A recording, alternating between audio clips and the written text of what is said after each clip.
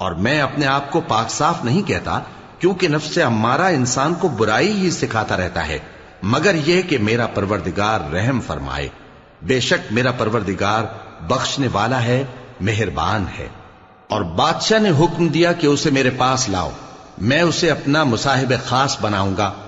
پھر جب ان سے گفتگو کی تو کہا کہ آج سے تم ہمارے ہاں صاحب منزلت ہو اور صاحب اعتبار ہو۔ یوسف نے کہا مجھے زرعی پیداوار پر مقرر کر دیجئے، کیونکہ میں حفاظت بھی کر سکتا ہوں اور اس کام سے واقف بھی ہوں۔ اس طرح ہم نے یوسف کو ملک مصر میں جگہ دی اور وہ اس ملک میں جہاں چاہتے تھے رہتے تھے۔ ہم اپنی رحمت جس پر چاہتے ہیں کرتے ہیں اور نیکوکاروں کے اجر کو ضائع نہیں کرتے، اور جو لوگ ایمان لائے اور ڈرتے رہے ان کے لیے آخرت کا اجر بہت بہتر ہے۔ اور یوسف کے بھائی کنعان سے مصر میں غلہ خریدنے کے لیے آئے تو یوسف کے پاس گئے، تو یوسف نے ان کو پہچان لیا اور وہ ان کو نہ پہچان سکے۔ اور جب یوسف نے ان کے لیے ان کا سامان تیار کر دیا تو کہا کہ پھر آنا تو جو باپ کی طرف سے تمہارا ایک اور بھائی ہے اسے بھی میرے پاس لیتے آنا۔ کیا تم نہیں دیکھتے کہ میں ناب بھی پوری پوری دیتا ہوں اور مہمانداری بھی خوب کرتا ہوں؟ اب اگر تم اسے میرے پاس نہ لاؤ گے تو نہ تمہیں میرے ہاں سے غلہ ملے گا اور نہ تم میرے پاس ہی آ سکو گے۔ انہوں نے کہا کہ ہم اس کے بارے میں اس کے والد کو پھسلائیں گے اور ہم یہ کام کر کے رہیں گے۔ اور یوسف نے اپنے خدام سے کہا کہ ان کا سرمایہ یعنی غلے کی قیمت ان کے سامان میں رکھ دو۔ عجب نہیں کہ جب یہ اپنے اہل و عیال میں جائیں تو اسے پہچان لیں، اور عجب نہیں کہ یہ پھر یہاں آئے۔ بس جب وہ اپنے والد کے پاس واپس گئے تو کہنے لگے کہ ابا ہمارے لیے غلے کی بندش کر دی گئی ہے، تو ہمارے ساتھ ہمارے بھائی کو بھیج دیجئے تاکہ ہم پھر غلہ لائیں اور ہم اس کے نگہبان ہیں۔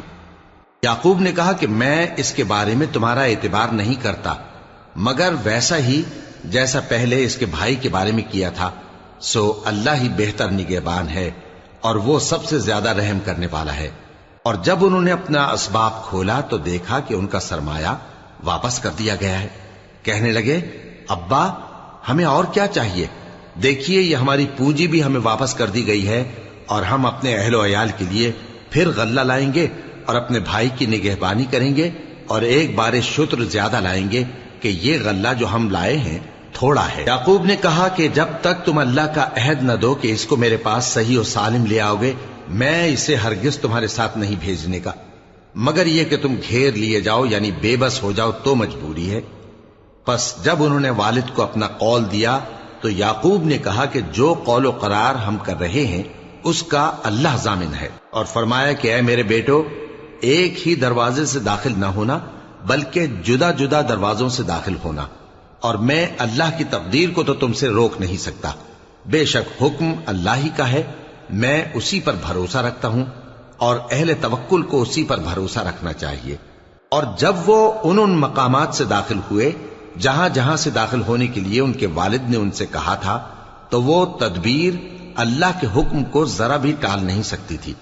ہاں وہ یعقوب کے دل کی خواہش تھی جو انہوں نے پوری کی تھی، اور بے شک وہ صاحب علم تھے، کیونکہ ہم نے ان کو علم سکھایا تھا، لیکن اکثر لوگ نہیں جانتے۔ اور جب وہ لوگ یوسف کے پاس پہنچے تو یوسف نے اپنے حقیقی بھائی کو اپنے پاس جگہ دی اور کہا کہ میں تمہارا بھائی ہوں، تو جو سلوک یہ ہمارے ساتھ کرتے رہے ہیں اس پر افسوس نہ کرنا۔ پھر جب ان کا اسباب تیار کر دیا تو اپنے بھائی کے تھیلے میں آپ خورا رکھ دیا۔ پھر جب وہ آبادی سے باہر نکل گئے تو ایک پکارنے والے نے آواز دی کہ قافلے والو تم تو چور ہو۔ وہ ان کی طرف متوجہ ہو کر کہنے لگے کہ تمہاری کیا چیز کھوئی گئی ہے؟ وہ بولے کہ بادشاہ کا کٹورا کھویا گیا ہے، اور جو شخص اس کو لے کے آئے اس کے لیے ایک بار شتر انعام، اور میں اس کا ضامن ہوں۔ وہ کہنے لگے کہ اللہ کی قسم تم کو معلوم ہے کہ ہم اس ملک میں اس لیے نہیں آئے کہ خرابی کریں اور نہ ہم چوری کیا کرتے ہیں۔ وہ بولے کہ اگر تم جھوٹے نکلے یعنی چوری ثابت ہوئی تو اس کی سزا کیا؟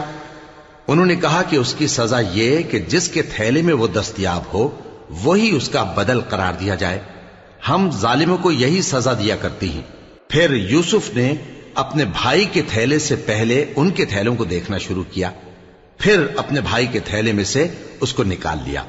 اس طرح ہم نے یوسف کے لیے تدبیر کی، ورنہ بادشاہ کے قانون کے مطابق وہ اپنے بھائی کو لے نہیں سکتے تھے مگر یہ کہ اللہ چاہے ہم جس کے چاہتے ہیں درجے بلند کرتے ہیں، اور ہر علم والے سے بڑھ کر ایک بڑا علم والا ہے۔ برادران یوسف نے کہا کہ اگر اس نے چوری کی ہو تو کچھ عجب نہیں کہ اس کے ایک بھائی نے بھی پہلے چوری کی تھی، مگر یوسف نے اس بات کو اپنے دل میں مخفی رکھا اور ان پر ظاہر نہ ہونے دیا، یعنی زیر لب کہا کہ تم بڑے برے ہو اور جو تم بیان کرتے ہو اللہ اسے خوب جانتا ہے۔ وہ کہنے لگے کہ اے عزیز، اس کے والد بہت بوڑھے ہیں اور اس سے بہت محبت رکھتے ہیں، تو اس کو چھوڑ دیجئے اور اس کی جگہ ہم میں سے کسی کو رکھ لیجئے، ہم دیکھتے ہیں کہ آپ احسان کرنے والے ہیں۔ یوسف نے کہا کہ اللہ پناہ میں رکھے کہ جس شخص کے پاس ہم نے اپنی چیز پائی ہے اس کے سوا کسی اور کو پکڑ لیں، ایسا کریں تو ہم بڑے بے انصاف ہیں۔ آخر جب وہ اس سے نا امید ہو گئے تو الگ ہو کر صلاح کرنے لگے۔ سب سے بڑے نے کہا، کیا تم نہیں جانتے کہ تمہارے والد نے تم سے اللہ کا عہد لیا ہے اور اس سے پہلے بھی تم یوسف کے بارے میں قصور کر چکے ہو؟ تو جب تک والد صاحب مجھے اجازت نہ دیں میں تو اس جگہ سے ہلنے کا نہیں، یا اللہ میرے لیے کوئی فیصلہ کرے، اور وہ سب سے بہتر فیصلہ کرنے والا ہے۔ تم سب والد صاحب کے پاس واپس جاؤ اور کہو کہ ابا، آپ کے صاحبزادے نے وہاں جا کر چوری کی، اور ہم نے تو اپنی دانست کے مطابق آپ سے اس کے لے آنے کا عہد کیا تھا، مگر ہم غیب کی باتوں کے جاننے اور یاد رکھنے والے تو نہیں تھے، اور جس بستی میں ہم ٹھہرے تھے وہاں سے، یعنی اہل مصر سے، اور جس قافلے میں آئے ہیں اس سے دریافت کر لیجئے، اور ہم اس بیان میں بالکل سچے ہیں۔ جب انہوں نے یہ بات یعقوب سے آ کر کہی تو انہوں نے کہا کہ حقیقت یوں نہیں ہے، بلکہ یہ بات تم نے اپنے دل سے بنا لی ہے، تو صبر ہی بہتر ہے۔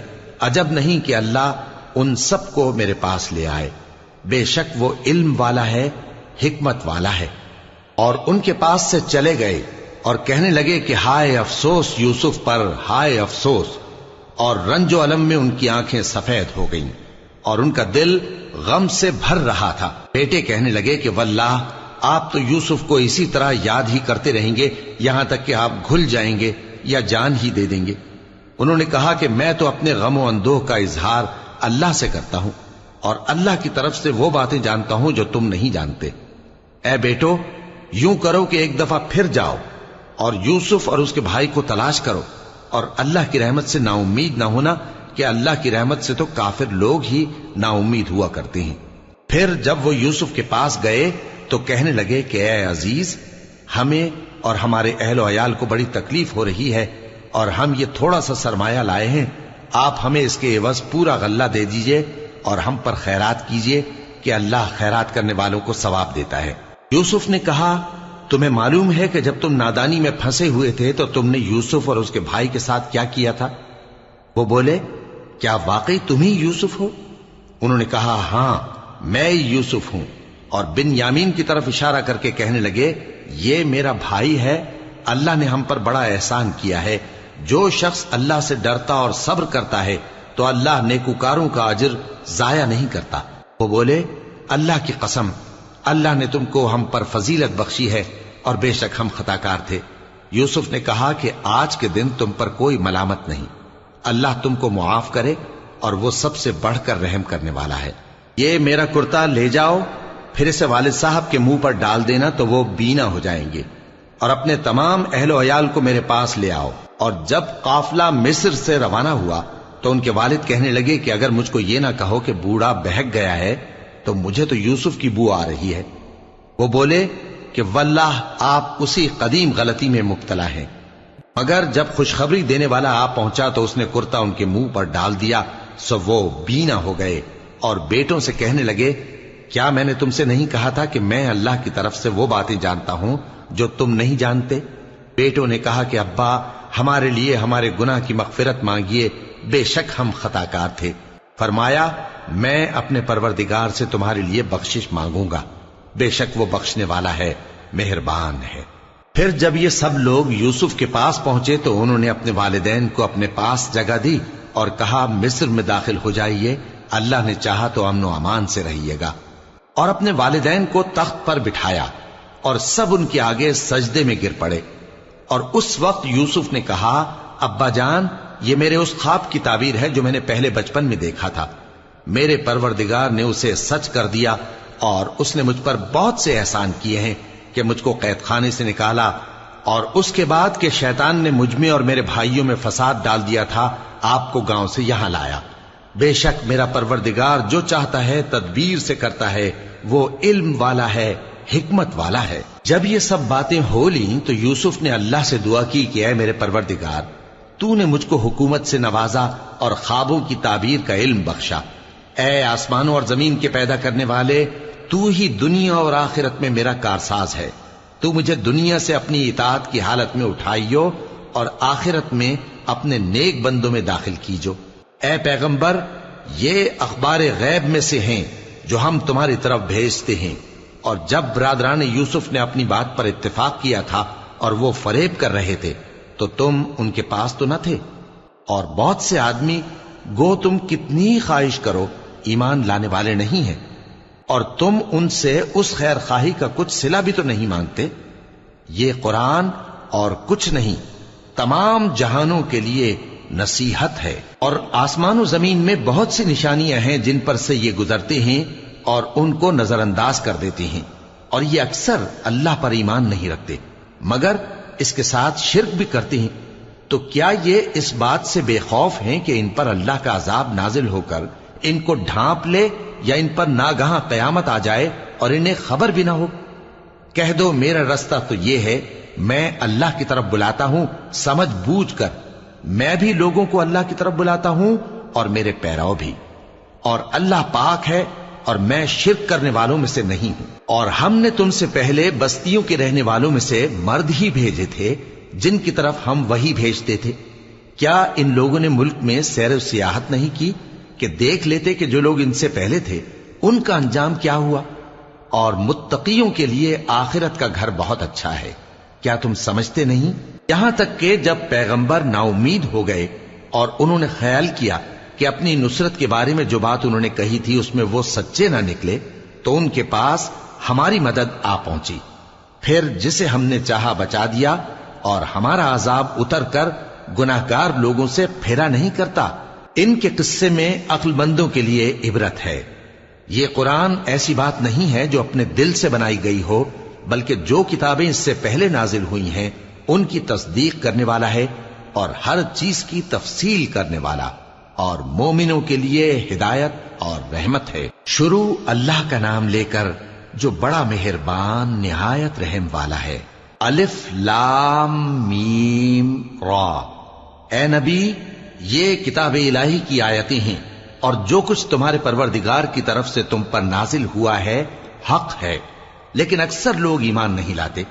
اللہ وہی تو ہے جس نے ستونوں کے بغیر آسمان جیسا کہ تم دیکھتے ہو اتنے اونچے بنائے، پھر عرش پر جلوہ افروز ہوا اور سورج اور چاند کو کام میں لگا دیا، ہر ایک میعاد معین تک گردش کر رہا ہے۔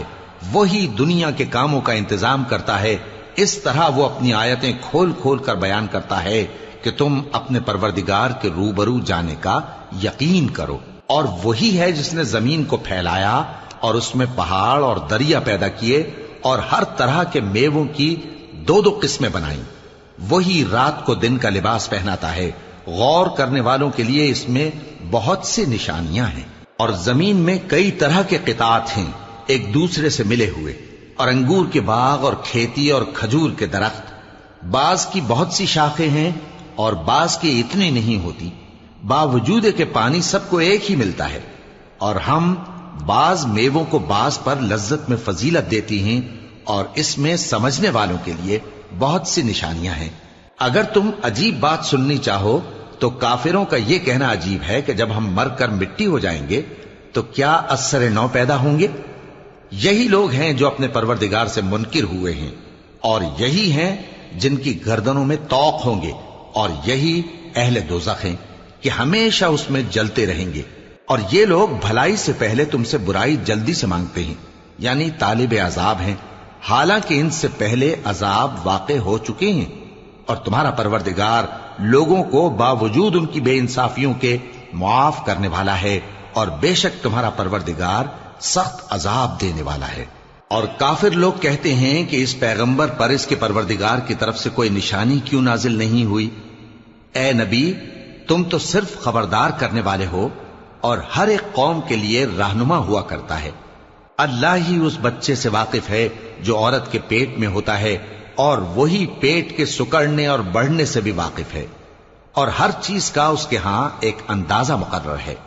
وہ چھپی اور ظاہر چیزوں کا جاننے والا ہے، سب سے بزرگ ہے، عالی رتبہ ہے۔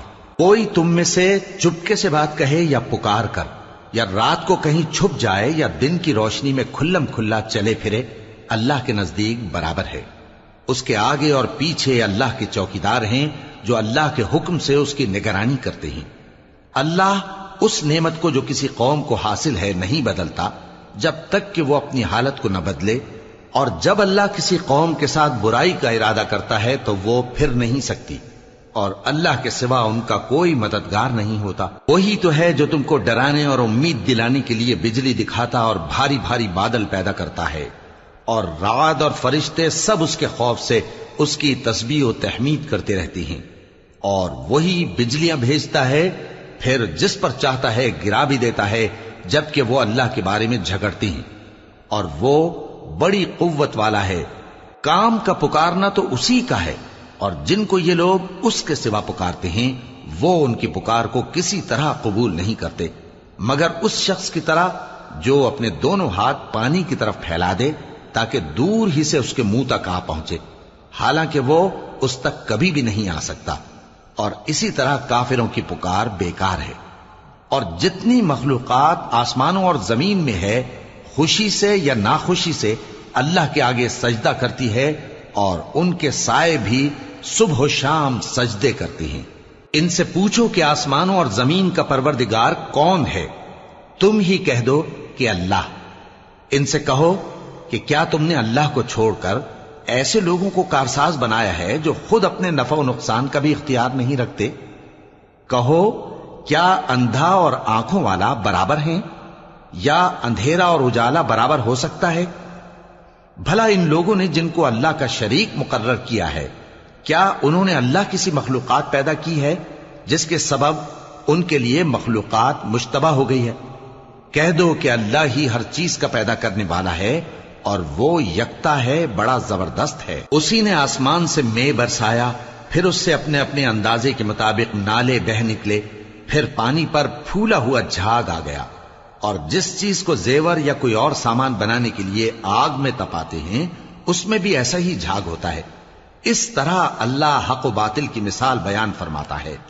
سو جھاگ تو سوکھ کر زائل ہو جاتا ہے، اور پانی جو لوگوں کو فائدہ پہنچاتا ہے وہ زمین میں ٹھہرا رہتا ہے۔ اس طرح اللہ صحیح اور غلط کی مثالیں بیان فرماتا ہے تاکہ تم سمجھو۔ جن لوگوں نے اللہ کے حکم کو قبول کیا ان کی حالت بہت بہتر ہوگی، اور جنہوں نے اس کو قبول نہ کیا، اگر روئے زمین کے سب خزانے ان کے اختیار میں ہوں تو وہ سب کے سب اور ان کے ساتھ اتنے ہی اور نجات کے بدلے میں صرف کر ڈالیں، مگر نجات کہاں؟ ایسے لوگوں کا حساب بھی برا ہوگا، اور ان کا ٹھکانہ بھی دوزخ ہے، اور وہ بری جگہ ہے۔ بھلا جو شخص یہ جانتا ہے کہ جو کچھ تمہارے پروردگار کی طرف سے تم پر نازل ہوا ہے حق ہے، وہ اس شخص کی طرح ہے جو اندھا ہے؟ اور سمجھتے تو وہی ہیں جو عقل مند ہیں، جو اللہ کے عہد کو پورا کرتے ہیں اور قول و قرار کو نہیں توڑتے، اور جن رشتوں کے جوڑے رکھنے کا اللہ نے حکم دیا ان کو جوڑے رکھتے، اور اپنے پروردگار سے ڈرتے رہتے اور برے حساب سے خوف رکھتے ہیں، اور جو اپنے پروردگار کی خوشنودی حاصل کرنے کے لیے مصائب پر صبر کرتے ہیں اور نماز پڑھتے ہیں، اور جو مال ہم نے ان کو دیا ہے اس میں سے پوشیدہ اور ظاہر خرچ کرتے ہیں، اور نیکی سے برائی کو دور کرتے ہیں، یہی لوگ ہیں جن کے لیے عاقبت کا گھر ہے، یعنی ہمیشہ رہنے کے باغات جن میں وہ داخل ہوں گے، اور ان کے باپ دادوں اور بیویوں اور اولاد میں سے جو نیکوکار ہوں گے وہ بھی بہشت میں جائیں گے، اور فرشتے بہشت کے ہر ایک دروازے سے ان کے پاس آئیں گے اور کہیں گے تم پر سلام ہو، یہ تمہاری ثابت قدمی کا بدلہ ہے، اور عاقبت کا گھر خوب گھر ہے۔ اور جو لوگ اللہ سے پختہ عہد کر کے اس کو توڑ ڈالتے اور جن رشتوں کے جوڑے رکھنے کا اللہ نے حکم دیا ہے ان کو قطع کر دیتے اور ملک میں فساد کرتے ہیں، ایسوں پر لعنت ہے اور ان کے لیے برا انجام ہے۔ اللہ جس کا چاہتا ہے رزق فراخ کر دیتا ہے اور جس کا چاہتا ہے تنگ کر دیتا ہے۔ اور کافر لوگ دنیا کی زندگی پر خوش ہو رہے ہیں، اور دنیا کی زندگی آخرت کے مقابلے میں بہت تھوڑا سامان ہے۔ اور کافر کہتے ہیں کہ اس پیغمبر پر اس کے پروردگار کی طرف سے کوئی نشانی کیوں نازل نہیں ہوئی؟ کہہ دو کہ اللہ جسے چاہتا ہے گمراہ کرتا ہے، اور جو اس کی طرف رجوع ہوتا ہے اس کو اپنی طرف کا رستہ دکھاتا ہے، یعنی ان کو جو ایمان لاتے اور جن کے دل اللہ کی یاد سے آرام پاتے ہیں ان کو۔ اور سن رکھو کہ اللہ کی یاد سے ہی دل آرام پاتے ہیں۔ جو لوگ ایمان لائے اور عمل نیک کیے ان کے لیے خوشحالی اور عمدہ ٹھکانہ ہے۔ جس طرح ہم پہلے پیغمبر بھیجتے رہے ہیں اسی طرح اے نبی ہم نے تم کو اس امت میں جس سے پہلے بہت سی امتیں گزر چکی ہیں بھیجا ہے، تاکہ تم ان کو وہ کتاب جو ہم نے تمہاری طرف بھیجی ہے پڑھ کر سنا دو۔ اور یہ لوگ رحمان کو نہیں مانتے۔ کہہ دو وہی تو میرا پروردگار ہے، اس کے سوا کوئی معبود نہیں، میں اسی پر بھروسہ رکھتا ہوں اور اسی کی طرف رجوع کرتا ہوں۔ اور اگر کوئی قرآن ایسا ہوتا کہ اس کی تاثیر سے پہاڑ چل پڑتے یا زمین پھٹ جاتی یا مردوں سے کلام کر سکتے تو کیا یہ لوگ ایمان لے آتے؟ بات یہ ہے کہ سب باتیں اللہ کے اختیار میں ہیں، تو کیا مومنوں کو اس سے اطمینان نہیں ہوا کہ اگر اللہ چاہتا تو سب لوگوں کو ہدایت کے رستے پر چلا دیتا؟ اور کافروں پر ہمیشہ ان کے اعمال کے بدلے آفت آتی رہے گی یا ان کے مکانات کے قریب نازل ہوتی رہے گی یہاں تک کہ اللہ کا وعدہ آ پہنچے۔ بے شک اللہ وعدہ خلاف نہیں کرتا۔ اور تم سے پہلے بھی رسولوں کے ساتھ تمسخر ہوتے رہے ہیں، تو میں نے کافروں کو مہلت دی، پھر میں نے ان کو پکڑ لیا، سو دیکھ لو کہ میرا عذاب کیسا رہا۔ تو کیا وہ جو ہر شخص کے اعمال کا نگراں و نگہبان ہے وہ بتوں کی طرح بے علم و بے خبر ہو سکتا ہے؟ اور ان لوگوں نے اللہ کے شریک مقرر کر رکھے ہیں۔ ان سے کہو کہ ذرا ان کے نام تو لو۔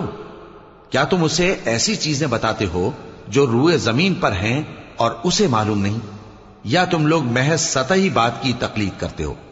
اصل یہ ہے کہ کافروں کو ان کے فریب خوبصورت معلوم ہوتے ہیں اور وہ ہدایت کے رستے سے روک لیے گئے ہیں، اور جسے اللہ گمراہ رہنے دے اسے کوئی ہدایت کرنے والا نہیں۔ ان کو دنیا کی زندگی میں بھی عذاب ہے اور آخرت کا عذاب تو بہت ہی سخت ہے، اور ان کو اللہ کے عذاب سے کوئی بھی بچانے والا نہیں۔ جس جنت کا پرہیزگاروں سے وعدہ کیا گیا ہے اس کی شان یہ ہے کہ اس کے نیچے نہریں بہ رہی ہیں، اس کے پھل ہمیشہ باقی رہنے والے ہیں اور اس کے سائے بھی۔ یہ ان لوگوں کا انجام ہے جو متقی ہیں، اور کافروں کا انجام دوزخ ہے۔ اور جن لوگوں کو ہم نے کتاب دی ہے وہ اس کتاب سے جو تم پر نازل ہوئی ہے خوش ہوتی ہیں، اور بعض فرقے اس کی بعض باتیں نہیں بھی مانتے۔ کہہ دو کہ مجھ کو یہی حکم ہوا ہے کہ اللہ ہی کی عبادت کروں اور اس کے ساتھ کسی کو شریک نہ بناؤں، میں اسی کی طرف بلاتا ہوں اور اسی کی طرف مجھے لوٹنا ہے۔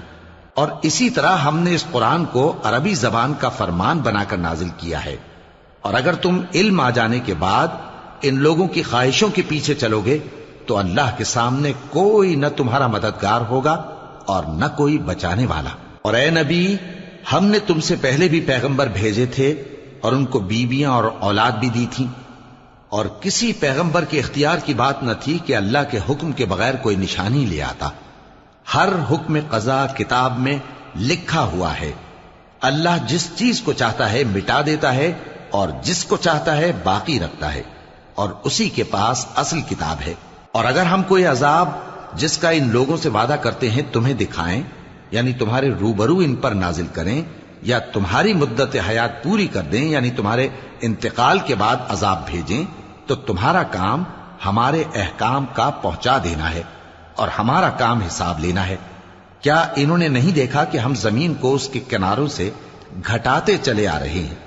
اور اللہ جیسا چاہتا ہے حکم کرتا ہے، کوئی اس کے حکم کا رد کرنے والا نہیں، اور وہ جلد حساب لینے والا ہے۔ جو لوگ ان سے پہلے تھے وہ بھی بہتیری تدبیریں کرتے رہے ہیں، سو تدبیر تو سب اللہ ہی کی ہوتی ہے۔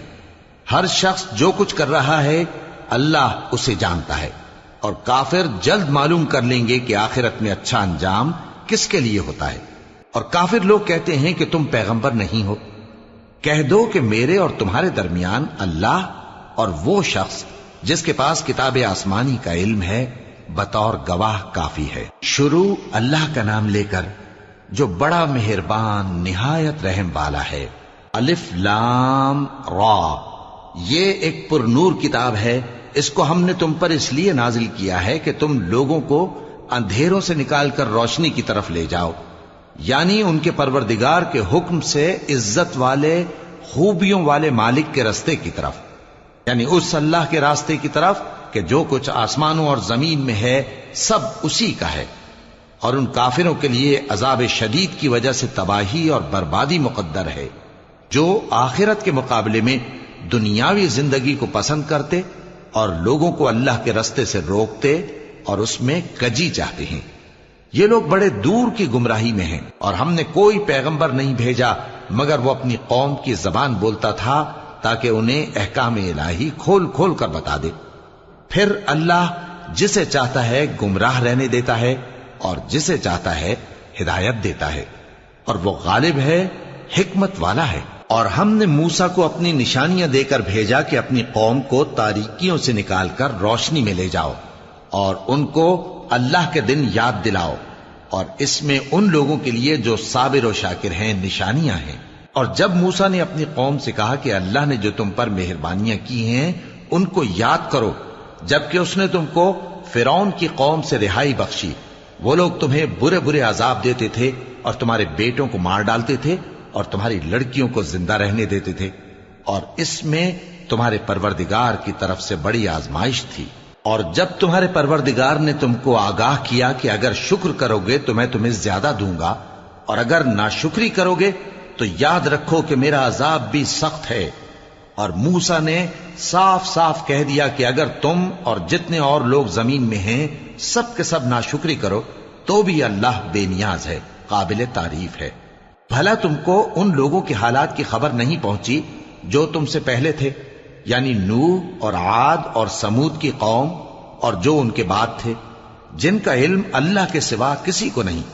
جب ان کے پاس ان کے پیغمبر نشانیاں لے کر آئے تو انہوں نے اپنے ہاتھ ان کے منہوں پر رکھ دیے کہ خاموش رہو، اور کہنے لگے کہ ہم تو تمہاری رسالت کو تسلیم نہیں کرتے، اور جس چیز کی طرف تم ہمیں بلاتے ہو ہم کو اس میں بھاری شک ہے۔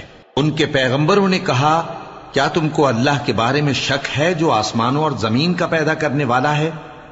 وہ تمہیں اس لیے بلاتا ہے کہ تمہارے گناہ بخشے اور ایک مدت مقرر تک تم کو مہلت دے۔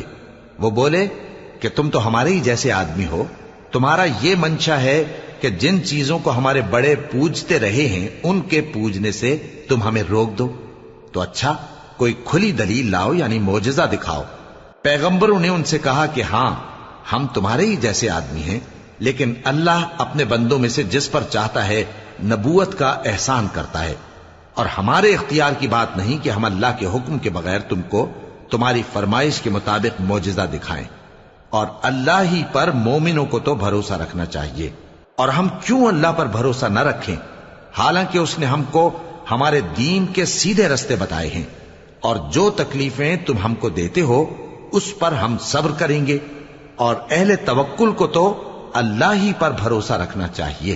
اور جو کافر تھے انہوں نے اپنے پیغمبروں سے کہا کہ یا تو ہم تم کو اپنے ملک سے باہر نکال دیں گے یا تم ہمارے مذہب میں واپس آ جاؤ۔ پس ان کے پروردگار نے ان کی طرف وحی بھیجی کہ ہم ظالموں کو ہلاک کر دیں گے اور ان کے بعد تم کو اس زمین میں آباد کر دیں گے۔ یہ اس شخص کے لیے ہے جو قیامت کے روز میرے سامنے کھڑے ہونے سے ڈرے اور میرے عذاب سے خوف کرے۔ اور پیغمبروں نے اللہ سے فتح چاہی اور ہر سرکش ضدی نامراد رہ گیا۔ اس کے پیچھے دوزخ ہے اور اسے پیپ والا پانی پلایا جائے گا، وہ اس کو گھونٹ گھونٹ کر کے پیے گا اور گلے سے نہیں اتار سکے گا، اور ہر طرف سے اسے موت آ رہی ہوگی مگر وہ مرنے میں نہیں آئے گا، اور اس کے بعد سخت عذاب ہوگا۔ جن لوگوں نے اپنے پروردگار سے کفر کیا ان کے اعمال کی مثال راکھ کی سی ہے کہ آندھی کے دن اس پر زور کی ہوا چلے جو اسے اڑا لے جائے۔ اسی طرح جو کام وہ کرتے رہے ان پر ان کو کچھ قابو نہ ہوگا۔ یہی تو پرلے سرے کی گمراہی ہے۔ کیا تم نے نہیں دیکھا کہ اللہ نے آسمانوں اور زمین کو تدبیر سے پیدا کیا ہے، اگر وہ چاہے تو تم کو نابود کر دے اور تمہاری جگہ نئی مخلوق پیدا کر دے، اور یہ اللہ کو کچھ بھی مشکل نہیں۔ اور قیامت کے دن سب لوگ اللہ کے سامنے کھڑے ہوں گے تو غریب پیروکار بڑے بن بیٹھنے والوں سے کہیں گے کہ ہم تو تمہارے پیرو تھے، کیا تم اللہ کا کچھ عذاب ہم پر سے دفع کر سکتے ہو؟ وہ کہیں گے کہ اگر اللہ ہم کو ہدایت کرتا تو ہم تم کو ہدایت کرتے۔ اب ہم گھبراہٹ ظاہر کریں یا صبر کریں ہمارے حق میں برابر ہے، کوئی جگہ رہائی کی ہمارے لیے نہیں ہے۔ اور جب حساب کتاب کا کام فیصل ہو چکے گا تو شیطان کہے گا جو وعدہ اللہ نے تم سے کیا تھا وہ تو سچا تھا، اور جو وعدہ میں نے تم سے کیا تھا وہ جھوٹا تھا، اور میرا تم پر کسی طرح کا زور نہیں تھا۔ ہاں، میں نے تم کو گمراہی اور باطل کی طرف بلایا تو تم نے جلدی سے اور بے دلیل میرا کہنا مان لیا۔ تو آج مجھے ملامت نہ کرو، اپنے آپ ہی کو ملامت کرو۔ نہ میں تمہاری فریاد رسی کر سکتا ہوں اور نہ تم میری فریاد رسی کر سکتے ہو۔ میں اس بات سے انکار کرتا ہوں کہ تم پہلے مجھے شریک بناتے تھے۔ بے شک جو ظالم ہیں ان کے لیے درد دینے والا عذاب ہے۔ اور جو ایمان لائے اور عمل نیک کرتے رہے وہ بہشتوں میں داخل کیے جائیں گے جن کے نیچے نہریں بہ رہی ہیں۔ اپنے پروردگار کے حکم سے وہ ہمیشہ ان میں رہیں گے، وہاں وہ ہر ملاقات پر ایک دوسرے کو سلام کہیں گے۔ کیا تم نے نہیں دیکھا کہ اللہ نے کلمہ طیبہ کی کیسی مثال بیان فرمائی ہے؟ وہ ایسی ہے جیسے پاکیزہ درخت جس کی جڑ مضبوط ہو اور شاخیں آسمان میں پھیلی ہوں۔ وہ اپنے پروردگار کے حکم سے ہر موقع پر پھل لاتا ہو، اور اللہ لوگوں کے لیے مثالیں بیان فرماتا ہے تاکہ وہ نصیحت حاصل کریں۔ اور ناپاک بات یعنی غلط عقیدے کی مثال ناپاک درخت کی سی ہے کہ وہ زمین کے اوپر ہی سے اکھیڑ کر پھینک دیا جائے، اس کو ذرا بھی قرار و ثبات نہیں۔ اللہ مومنوں کے دلوں کو صحیح اور پکی بات سے دنیا کی زندگی میں بھی مضبوط رکھتا ہے اور آخرت میں بھی رکھے گا، اور اللہ بے انصافوں کو گمراہ کر دیتا ہے، اور اللہ جو چاہتا ہے کرتا ہے۔ کیا تم نے ان لوگوں کو نہیں دیکھا جنہوں نے اللہ کے احسان کو ناشکری سے بدل دیا اور اپنی قوم کو تباہی کے گھر میں لا اتارا، یعنی دوزخ میں، کہ سب ناشکرے اس میں داخل ہوں گے اور وہ برا ٹھکانہ ہے۔ اور ان لوگوں نے اللہ کے شریک مقرر کیے کہ لوگوں کو اس کے رستے سے گمراہ کریں۔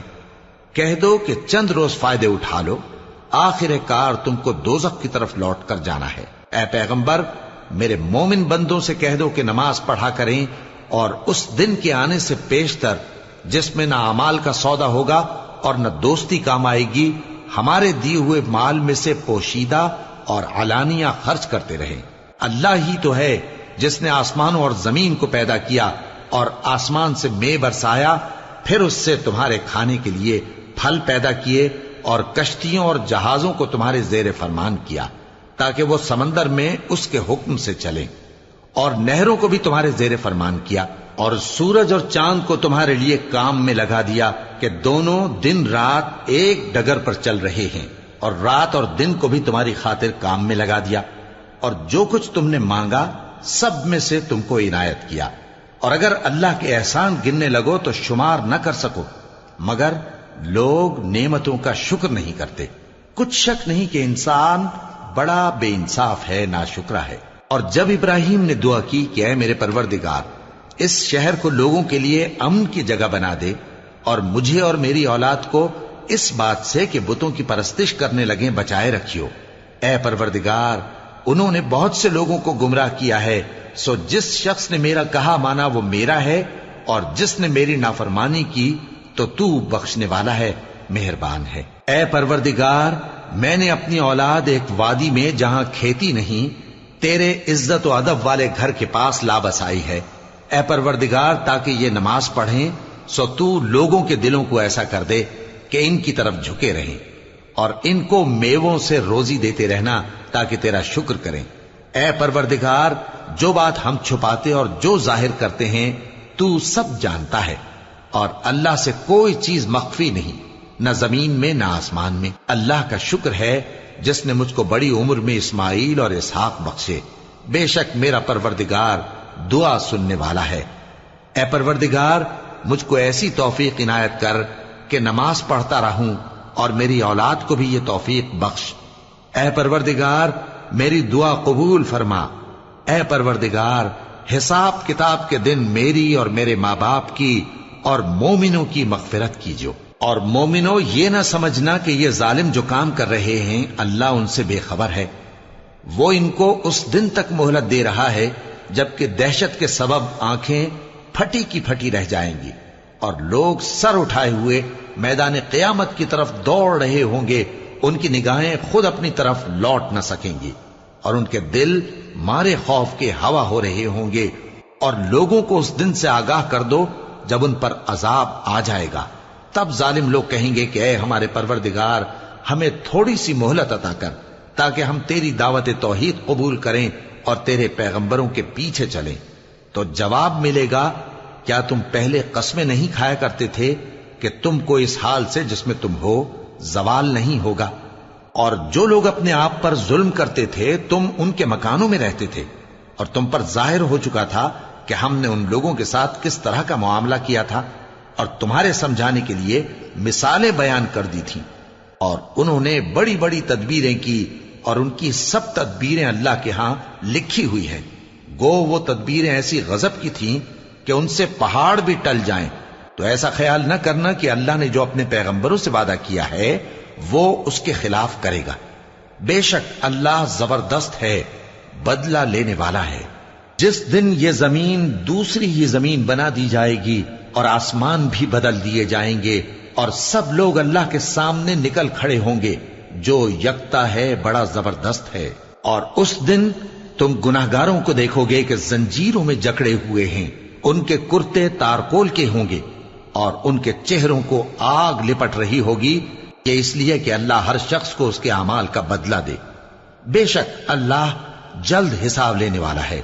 یہ قرآن لوگوں کے نام اللہ کا پیغام ہے تاکہ ان کو اس سے ڈرایا جائے اور تاکہ وہ جان لیں کہ وہی اکیلا معبود ہے، اور تاکہ اہل عقل نصیحت حاصل کریں۔